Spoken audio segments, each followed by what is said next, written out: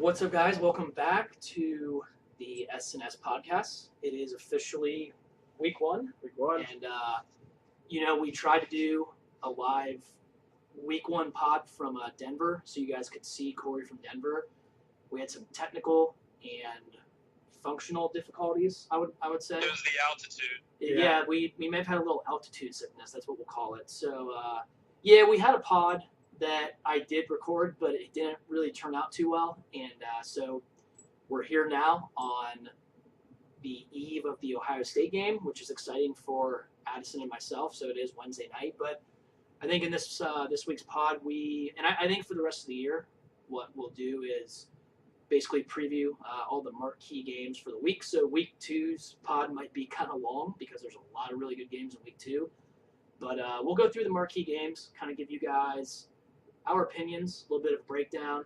If we want to crush any coaches or specific players, we were pretty good at that last year. And then we will give basically our bets sure to go wrong. We'll give you guys, maybe something like 3 to 5 picks. And we won't give a breakdown for all those games, but we'll give our most confident bet, each of us, and then kind of say why. And if we have anything else to add in the pod, then we'll go ahead and do that. But I say we start with Alabama and Florida State. And obviously this is a huge matchup, a lot of playoff implications in this game. Whichever team loses, they still could certainly make the playoff based on their remaining schedule and the perception of those teams. I think that's pretty accurate. So I think I saw a stat that this is the first time ever that a AP number one is opening with a top 3 opponent, possibly. I could be wrong about that, but I thought I saw that. So it's a huge game. And, in this era of college football, it seems like teams are starting to go that route. Maybe not playing like an amazing team right away, but they're playing better teams. They're not just playing like Division 1AA or FCS teams, whatever you want to call them. So, Addison, why don't we start with you? Who do you like in the FSU Bama game and why? Okay, well, the line right now is 7, and when I first saw that, I thought, Florida State, top 3 team, getting 7 points looked pretty juicy. And the more I've thought about it, I'm definitely not going to bet this game, but if I were, I'd probably be leaning Bama at this point. And my main reason for thinking that going into the game right now, it sounds like Florida State's getting a little banged up. I know it sounds like Auden Tate might be out. I think one of their linebackers and then some other guy, I forget who, but it sounds like they're having some issues there. And the fact that this is week one and they lost, a bunch of skill guys, there's a lot of talent waiting in the wings, but I'm not sure if they're ready week one to go up against Bama's D. If we're talking like at the end of the year in the playoff, this could be, a different discussion when they've got experience under their belt. But week one, especially given how well Alabama's been out of the gates in these neutral site games against good teams too. It's really hard to pick against Saban in that spot. And one of the other things about Florida State that I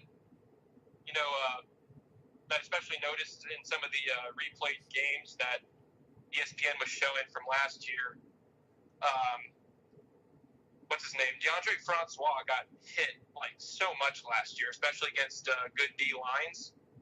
And, if Florida State's O-line can't keep him, upright, then that's going to be, another huge advantage for Bama. Yeah, I agree. I'll let Steele go first, but to add to that point real quick, I think, when we did the ACC preview, that's why I picked Clemson. I'm a little concerned about Florida State's offensive line. I do think it'll be much improved. I mean, as OSU fans, we had similar problems last year where we could not protect JT, but we feel like we will be able to hopefully do that this year. So, I don't know. I think they'll be improved on the O-line, Florida State that is, but I think I may agree with you with what you said about Bama, but I'll let Steele go and see if he has a different opinion or what you think about it. Yeah, pretty similar opinion to both you guys.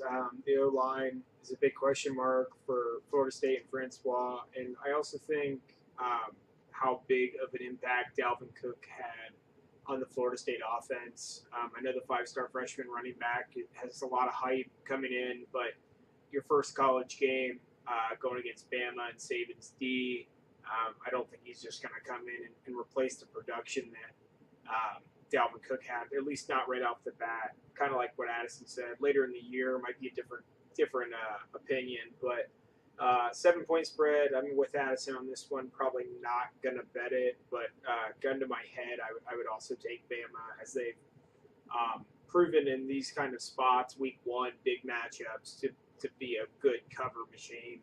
At least Saban has been in these spots, so probably avoid it altogether.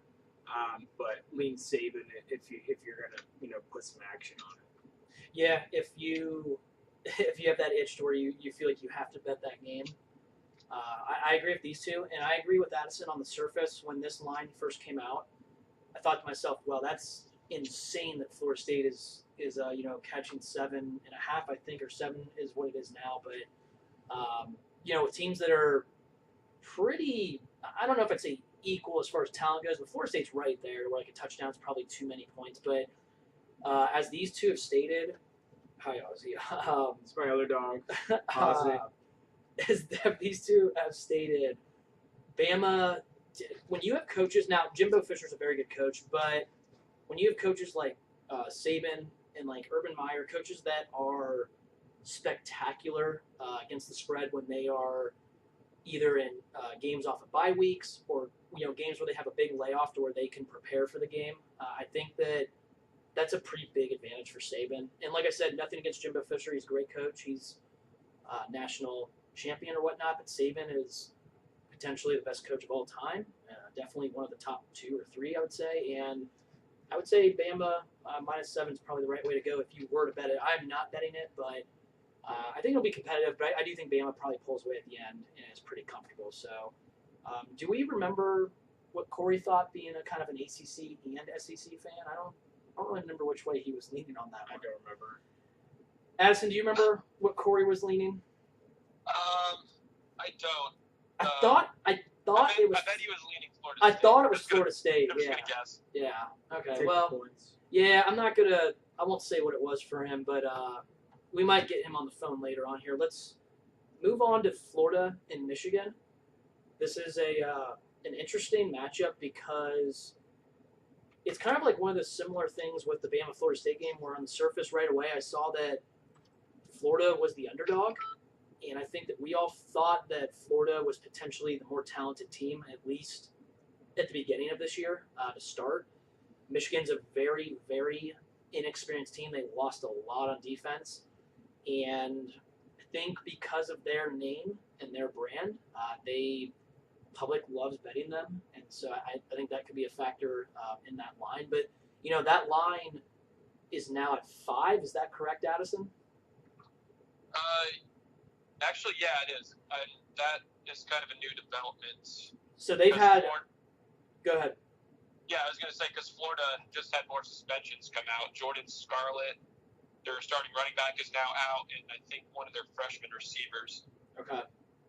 Yeah, so that's an interesting matchup. I think it's 2 teams that we think are on the outside looking in as far as the playoff would go, but 2 teams that we wouldn't be absolutely shocked if they got there. I think Michigan, I don't know if you guys agree, I think Michigan would probably be a little more surprising than Florida. I think, Florida's definitely good enough to where, like, if they win the East and then win against Alabama, they're probably for sure in the playoff. Now, I think we could say the same thing if Michigan wins the Big Ten, they're probably in, but I think Michigan might have a little bit of a tougher road potentially with, I don't remember where they play these games, but I know they have, obviously Penn State, Ohio State.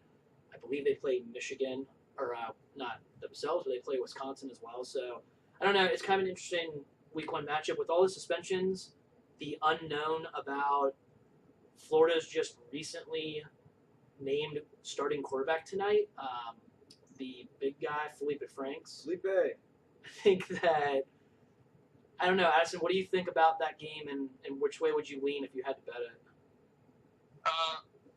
Well, I'm just glad that I didn't jump on Florida too early, because at first it looks like it made a lot of sense to take Florida plus like 4, you know, and at this point with about 10 total guys, I think, suspended, I would probably lean Michigan. And, you know, one of the things that we talk about a lot is, you know, in situations like this where Florida's got a bunch of guys suspended, like, what's going on there? Like, are they unfocused or what? It seems like a situation where Harbaugh would take advantage of.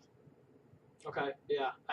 Steele, go ahead. I think that's reasonable. Addison, for sure. Yeah, I was a little bit surprised when McElwain came out and said they plan on playing 3 quarterbacks, which I think we all are both from program Notre Dame and program Ohio State can both agree that that's just a really stupid idea. Yeah, another big question mark right there, red flag. Funny that Malik Zaire is in that situation again. I think we all kind of expected him to come in and at least win the job for this year, or at least be the starter week 1.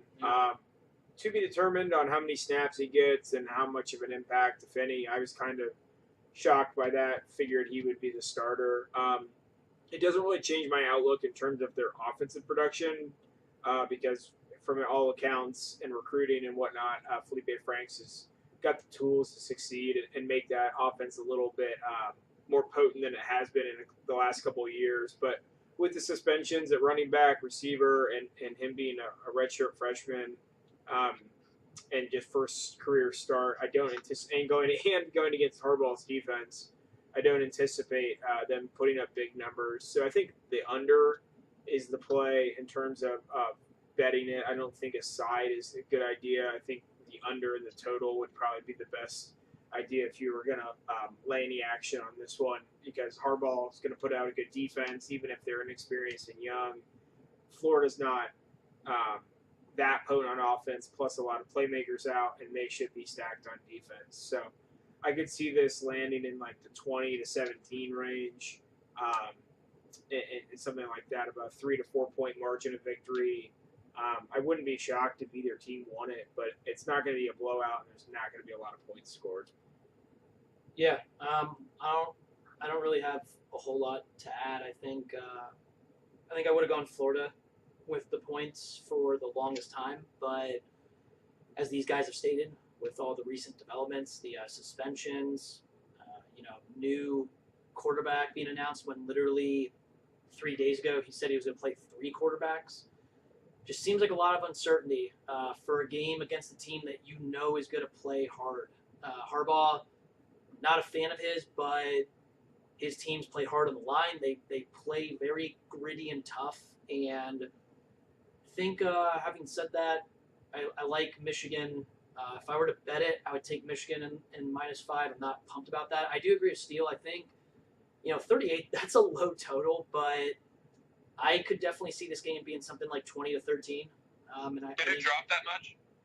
I think that total is at 38, if I'm not mistaken. Because it was 45. Oh, really? All right, we're going to get an update 43. Oh, it's at 43. Holy shit. So take the it under. has dropped a little bit. Yeah, so I would still take the under, though. I could definitely see like a 21-17, 20-17, 20-13 type of game. I'm with Steele on that. So seems like we all have Michigan -5. And if I remember correctly from the botched Week 1 original podcast, Corey took Michigan as well. He originally had Florida for a long time, but I think he agreed with us with all the recent developments. He likes Michigan as well. So far, that's 3 of us for Bama, and then I think Corey had Florida State, and these are as far as spreads go, guys. And then I think Corey would probably say Bama would win the game, but I'm not going to assume anything. And then we all have Michigan clearly winning that game against Florida. So kind of interesting. It'll be interesting to see how Florida rebounds from this game if they do lose, and rebounding from these suspensions. Are these players, are they listening to McElwain? I don't know. Is he busy getting naked with sharks? He might be. So, I mean, that picture looked pretty real to me, so I don't know. I think it's kind of interesting what's going on down there. Very real. Yeah, so... too much dysfunction. Yeah, it seems like it, right? I mean, I just think that it's a good spot for Harbaugh and for a Michigan team to step up and, gain some confidence this week. and heading into this season with all these other games that they have to play. So that would be the second marquee game. Is there a third game that we want to discuss, or do we want to get right into our bets? Do we want to discuss Virginia Tech, West Virginia at all? Do we want to discuss UCLA, A&M? Just no. Yeah, I mean, week 2 we'll definitely have a lot of games to talk about. Off the top of my head, OSU plays Oklahoma, Notre Dame plays Georgia, Auburn plays Clemson. There are a lot of really good games for week 2, so we'll have USC Stanford. Yeah, USC Stanford. That's a huge game as far as the Pac-12 representative possibly goes. So let's. I say we get into our bets, and how we're going to do this year, guys. Is last year we gave 3 bets. It was called 3 bets sure to go wrong. The segment. I think what we'll do is we'll give 3 to 5, like I said in the beginning of this video, and we'll just kind of give the 3 to 5, like either against the spread or the over under. But I think each of us, to save some time for each of these podcasts, we're going to maybe just give a little bit of a breakdown of our most confident bet and go from there, just kind of depending on time. If we think of something else to talk about, we can talk about it. So, Addison, why don't you go ahead and give me your bets, and then give me your most confident bet last, and then give just like a little kind of short breakdown of that game and why you like that bet so much. All right, I think I've got 9 here. I'll speed through like 8 of them, and then I'll talk about my main one. All right, I got Wyoming plus 12.5 against Iowa. Iowa as a home favorite last 5 years. Each year they've had a losing record as a home favorite. See, next game. This is, you guys might laugh at this one. New Mexico State at Arizona State. I have under 72. Okay. You're probably saying, well, why the fuck am I picking that? That's a really random game. Yeah. Arizona State, terrible D last year, but they're actually, Phil Steele's projecting to be about 9 points per game better on D, so I just kind of went with that, and I might look like a genius, but I might look really stupid as well. Washington at Rutgers, the over-under is 52, or it was at least. I'm going over 52. I expect Washington to score, at least 40 probably, maybe even more. Rutgers, gets enough to hit that over. Maybe. Colorado State at Colorado. I have the Rams, after seeing them live last week, look pretty good. You're impressed? I'm getting 5.5 points. And this has even dropped down to 4 now. So I didn't get the best number at 5.5. Like it was 7 before Saturday, but there was still value there, so I took the Rams. Boston College at Northern Illinois. I'm going under 51. It's a BC game. That's all you really have to say. Troy at Boise. I've got Troy plus 11. A lot of sharp money's been going in on Troy. Boise was 0-6 at home against the spread last year. Addison, it's 2 teams that are kind of comparable, and one of them is getting double-digit points. I heard that game's not even a sellout. Yeah, it's not. That's funny. I heard that as well. Maryland at Texas. I've got over 56 with Tom Herman going into Texas. I expect them to put up a lot of points. If it's hot, got some tired Ds in the second half, maybe some garbage points from Maryland puts it over 56. And my Maryland garbage. Not my last, second to last. Cal at North Carolina. I'm taking Cal plus the 12. I'm kind of a sucker for double-digit point dogs when they're against a team that I don't perceive as very good, which is the situation here. Yeah. And my main game is South Carolina and NC State. A lot of people are kind of high on NC State going into this year. I think they're going to be a solid team as well. Definitely good on the D line. I think both of these teams are improved. And the number when I got it was South Carolina plus 6, and I ended up going with the Gamecocks. And I was just thinking, I don't think these teams are 6 points different. I would have expected the line to be more like, 3 than 6. And since I got it, it's gone back down to 5, I know at least. South Carolina, I know, is expecting big things out of Jake Bentley, their quarterback, and the receiver, Deebo Samuel. So I think 6 is too many, and that's my main game of the week. So. Okay. All right, fair enough. Those are all sound pretty good to me. The Arizona State, New Mexico State, if I'm correct, that one's pretty random and funny, but Yeah.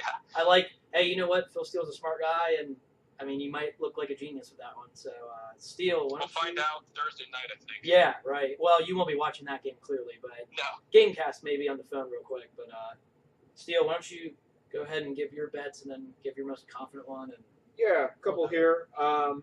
Under 43, Michigan, Florida total.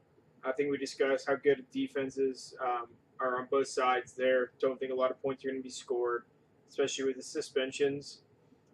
Under in the Notre Dame Temple game.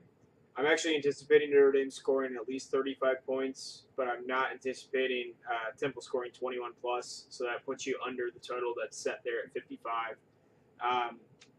Could be a backdoor situation there where a late Notre Dame touchdown puts you over, which might be scary. But who knows? Maybe they both don't show up, and the total is really safe if Notre Dame plays as bad as they did last year.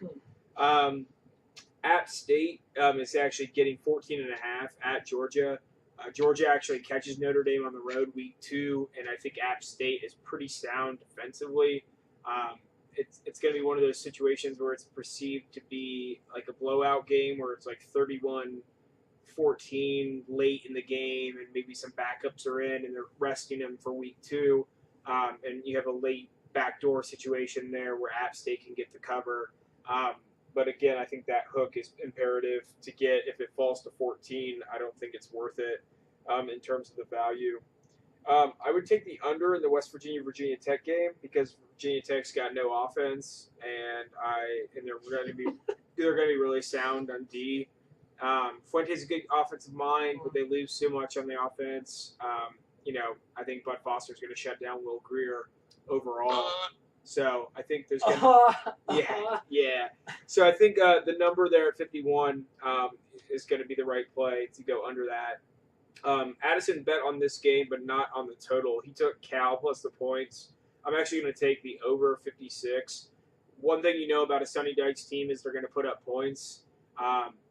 Larry Fedora at North Carolina historically has put up a lot of points as well, even though they've got Brandon Harris at quarterback, which I've expressed my feelings towards his athletic ability and decision-making ability.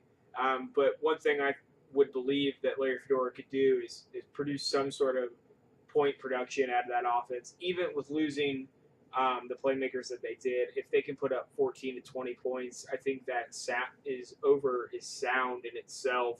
Even as the home favorite, I think Cal's going to put up a ton of points. And my favorite bet of the week is actually a MAC school, and it's going to be Ball State at Illinois.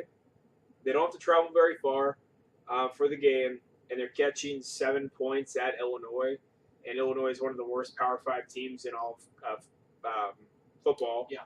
And Lovie Smith and his team should not be 7-point favorites over pretty much anybody in all of college football. Yeah. So getting that at a minus 120 with 7 points, I think, is going to be my favorite bet of the week. Just because I think Ball State is like 10-1 or some ridiculous stat. 10-1, 8-1 in their last matchups with Big Ten schools against the spread. So they're a sound football team, at least against the spread. I think 7 points, it's almost like an automatic, just like by default, give me the points. I'll take it. Illinois might win by 3, and you had never had it in doubt. So always there. All right. So I'm gonna go with over 71 Oklahoma State and Tulsa. And guys, obviously, when you guys see this video, lines will have moved a little bit or shifted. So I'm just gonna give you what I got the lines at. But I've got over 71 Oklahoma State Tulsa. Just a quick reason why, I guess. They both love offense and don't care much for defense. Is that tomorrow or is that? It's tomorrow, I believe. So we have to upload this tonight. Yep. Yes. Yeah, it'll be up in time. Yeah. So I do think the over is pretty safe there. It opened around 74, 75. It's gone down a little bit, but I like it at 71. I just think there's going to be a lot of points scored. So Addison took the under in the Northern Illinois BC game. I actually have Northern Illinois plus 3.5. Like Addison said, it's a BC team. I think that they will struggle to really stretch that game, even at all. I think Northern Illinois could definitely win this football game. I believe it's Addison. It's at Northern Illinois, right? Yes. Yeah. So they just are. They're a pretty pesky and solid program. I think that these two teams are kind of a coin flip, to be totally honest. I guess I'd have to read a little bit more about BC, but I like the home team getting points in this game, so I'm going to go with them. I like, what were my other bets that I was going with? I like Washington minus 27.5 at Rutgers. It opened at 30. I would have taken it at 30. I probably would have taken it at 34.5. They are going to score a lot of points against Rutgers, and I just don't think Rutgers under Chris Ash quite yet is up to a competitive level to play a team like Washington and keep it close. So it might be a sweat at the end, but I think Washington I think they're definitely going to lay it on them. So I like them in that game. I like Louisville picking on the Big Ten bottom of the cellar teams. Like Steele mentioned Illinois, and I've mentioned who did I just mention? Rutgers. I like Louisville minus 26 against Purdue. Louisville did not play well to end the year. Lamar Jackson was not good. He was a little beat up. When Louisville was not good, though, they were not good because their line got dominated by teams that had really good lines. Purdue does not have that. They are in a transition year with a new head coach in Jeff Brom, I believe. And I think that's a good hire for them. But week one, they're going to get slaughtered, I think, by Louisville. I think Louisville definitely covers 26. I think that line has actually moved down a little bit. It might be around 24 or so now, but it doesn't really matter to me. I think they're going to slaughter them. And then my best bet of the week, which Addison already mentioned, and I got really lucky and got this game really early. I got Colorado State plus 7.5. That is an absurd amount of points for not only a rivalry game, but a game that I see two teams being pretty close to a flip. I know that Colorado went to the Pac-12 title game last year. They played very well, and they have a very good coach in Mike McIntyre, but they lost a lot in their secondary. I think that team, I wouldn't call it a fluke, but I think there's definitely a regression coming for Colorado. And seeing Colorado State in person last week, they already got a game under their belts. When teams play that well, they have a lot of confidence. It's a rivalry game. That is a bet that I wish I would have had more units on. And Addison, I think, said he has it at 5.5 or it's at 4 or something. I got it at 5.5, and it's now down to 4. Yeah, so, I'm not mad about where I got it. Right, and I have a full unit on the money line. I think Colorado State wins this game straight up, actually. So if you can get any points on it still, go ahead and take it. Hopefully I don't steer you wrong, but so I guess that's going to be it for our bet sure to go wrong or our most confident bets. Something that I just remembered, guys, that we can get in real quick for this podcast is we gave playoff predictions and a national title prediction or a national champion, and then we also gave Heisman winners and dark horses. I say we get those in real quick, give these guys, these viewers, all 8 of them, a little something to, I guess, base their bets off of if they're going with futures. Addison, why don't you give me, you don't have to elaborate in great depth. Why don't you give me your Heisman winner and a dark horse if you have that off the top of your head? Heisman winner. I'm gonna go with Saquon Barkley as a winner. Okay. And dark horse is Royce Freeman from Oregon. Yep. What's he? What are his odds right now? I forget. It's probably like 80 to 1. Yeah, that's something like that. Didn't he? He ran for like close to 2,000 yards at one point a few years ago, didn't he? Yeah, a couple of years ago. I mean, he's put up big yards throughout his career. If he can have another year like that, and Oregon has a bounce back year, and competes in the Pac-12, then he could be there. Yeah, I agree. I think if Oregon kind of pulls a stunner with Willie Taggart, and maybe they win the Pac-12, and it's because of him potentially. I think there's definitely some value in that. So you've got Barkley winning, and you've got Royce Freeman as your dark horse. Steele, do you have off the top of your head a Yeah. winning Heisman Trophy player and then a dark horse? Yeah, I actually remember my picks Okay. from the weekend. I don't even know who I said during the weekend. Those were yours, Addison. I remember. Okay. The ones that I said, I'm blanking now. My winner was Luke Falk. Yeah, Corey was laughing. From Washington State. Corey was laughing at you. And who was my dark horse? That's a great question. I can't remember. Do you want to come back to it? Was a quarterback, I think. Let it? me look at the list. We'll come back to Steele for his dark horse. So he has Luke Falk from Washington State. I mean, I think it's reasonable. You know, Shane Buechele. Shane Buechele from Texas. That is Who actually has very similar odds to Luke Falk. Yeah, you said but they're both dark horses. Your winner is a dark horse. Yeah, okay, that's funny. My winner is also Saquon Barkley. Now, I think Addison and I will agree that I hope that's not because Penn State has beat Ohio State and has won the Big Ten, but I think that Penn State could definitely go 11-1 and still be a playoff contender because of Barkley.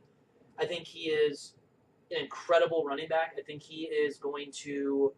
I think his draft stock is just as high or valuable as Leonard Fournette's was, as Zeke Elliott's was. I mean, I think that he's that good of a football player. So I have him winning, and Penn State having a very good year.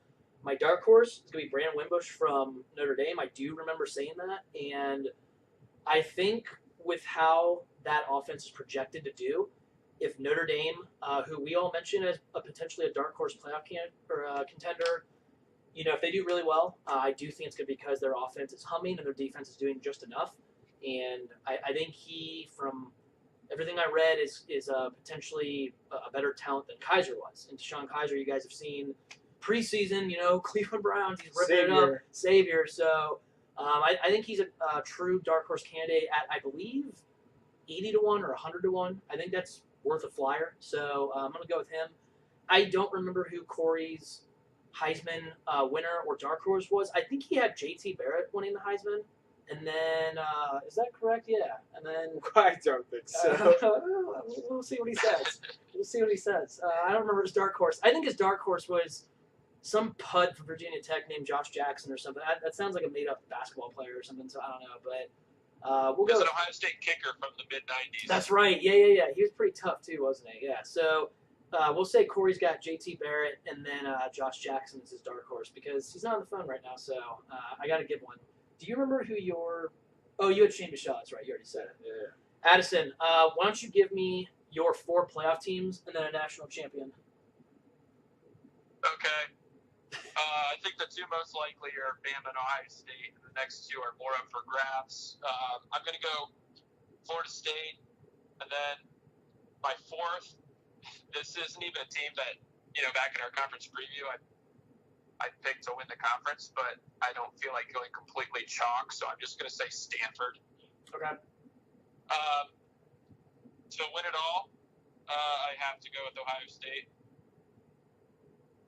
Do you think it's kind of like a flip between them and Bama, or do you think does Ohio State have like a big edge on Bama at this point? I think, you know, with the teams I've mentioned, I wouldn't be surprised with any of them winning, really. Okay, so so you feel pretty confident if Stanford got there that at that point they'd be a good enough team to win 2 games then? Yeah. Yeah. Okay. Yeah. No, I'm not trying to necessarily stir the pot. I'm just obviously I would have them 4th. Okay. Right. Okay. Steele, why don't you give 4 playoff teams and a national champion? Yeah, my 4 teams are Ohio State, auto lock, Bama, pretty much auto lock, and then my 2, I guess if you want to call them sleeper picks, is Oklahoma State out of the Big 12. I think we previewed the Big 12, and we kind of that's really no shot. We kind of bashed them, saying no defense, but I think their schedule shapes up, you know, to be pretty favorable, and I don't think the Pac-12 winner is going to be an automatic get-in, only because I think a couple of those teams are going to suffer some losses throughout the year. Like USC could lose to Notre Dame. I think they're going to kind of beat up on each other. It's just more likely, in my opinion, that the Big 12 winner is going to come out unscathed or maybe with one loss compared to the Pac 12 winner. It's going to have, I believe, probably one or two losses with like maybe an out of conference loss mixed in there as well. So I think it's probably more likely that the Big 12 winner is ahead of the Pac 12 winner in perception and ranking. So I'm going to go with Oklahoma State to make the playoff there. And then kind of a surprise in terms of repeaters, I'm going to take Clemson. I think people anticipate a fall off, especially with Deshaun Watson being gone. I think what they with return on playmaker position and on the defensive line, I think Dabo's got the recruiting train, chugging along, kind of a plug and play at this point. Maybe not so much as Bama and Ohio State, but really close, and if not right on the same level as them. So I predict that they'll get there again, but I do think Bama and Ohio State are the two best teams playing in the championship, and then I think Bama would be your national champion. Yes. Okay. I'm replacing Stanford with Washington. Yeah, I was gonna say I thought What? you liked Washington. Yeah. Late move. Late switch there. Okay. So you don't fear Rutgers possibly beating Washington and just ruining their season this Saturday? I mean, a little bit. Okay, yeah, because they are going across the country and they're playing the State University of New Jersey. It's pretty tough. I don't know. Yeah. Piscataway is a tough place. It was one night when Ray Rice was there, and everyone was acting like it was the greatest. It was the hardest place ever to play, and then they sucked again. So, they won the first football game ever, right? I think they did. Yeah, I think they played like. They haven't been good since. Yeah, I think they played like Pataskala High School or something like that. So, I'm gonna go with Ohio State, Bama, Clemson, and Stanford. I'm gonna renege on my Pac-12 champion pick. I in conference preview for the Pac-12, I had USC winning. The more I read about them, I'm a little uncertain about their offensive line, and I like Stanford on the line. I like David Shaw as a coach more than I like Clay Helton. I know, as a Notre Dame fan, Steele's very happy about USC having Clay Helton at the helm. They can get all the athletes they want, but at the end of the day, you got to find mismatches and be able to coach and make adjustments in game. And not sure if I trust Clay Helton, even with Darnold and all the potential athletes that they have around him. So I'm going to go with those four teams. I agree with Steele. I think Clemson is a team that's expected to have some regression, but I hear that this kid, Kelly Bryant, they have a quarterback, is going to be pretty darn good, and I really like Clemson on both the offensive and defensive lines. And I like the culture. I think Dabo is he really gets them up for big games, and so I trust them. To be honest, I think Bama and Ohio State is pretty much a flip. If it's a flip, I'm an Ohio State fan. I'm going to go with Ohio State. And I will say that I think the only coach that has a winning record against Saban in his career is Urban Meyer. So a little something to throw out there. But, I think you go either way on that one. I think for the longest time leading up to this week's podcast, I was going to pick Bama just to not look like a homer. But, if I think the game's a flip, then I'm just going to pick the team that is my team. So I think if you said Bama, if you said Clemson, I don't think you can go wrong. Obviously, with Bama, you can never go wrong really picking them right now in this day in college football. But so it seems like we all have Bama and Ohio State. We have some differences with Stanford, Washington, Oklahoma State. I think those are all teams that certainly can get there. And to add on to Steele's point real quick, Chris Fleeka and Stanford Steve, their podcast, they were talking about how I think they're talking about how it's tough that I think Stanford Steve has two Big Ten teams in simply because he thinks the ACC and Pac-12 are going to beat up on each other just because they are stronger conferences this year throughout. So Steele brings up a good point when we talked about the Big 12 and not having a shot. If you have two loss champions from the ACC and Pac-12, and then you have the Big 12 adding in this fake Big 12 championship game this year, and they have a one-loss or no-loss team, this could be the year that they get in. And there hasn't been a two-loss team to make it in the playoff, I don't think, yet. I think Corey pointed that out at some point on one of the podcasts. So I think there's definitely some merit as far as picking Oklahoma State or a Big 12 team, but I think they're just going to be I think they're going to be left out again. So Yeah, I guess. Do we have anything else you want to, or do you have anything you want to add, Addison, or is that pretty much it for this week? You think? I don't know. Go Bucks. Okay, yeah. Ugh, Steele, feeling confident about the Notre Dame Temple game? so bummed. So pumped. Okay, guys. So until next week, and like I said, there's gonna be a lot of huge games next week. But lay our bets. Hopefully you win some money based off of those. But yeah, until next time. Bye.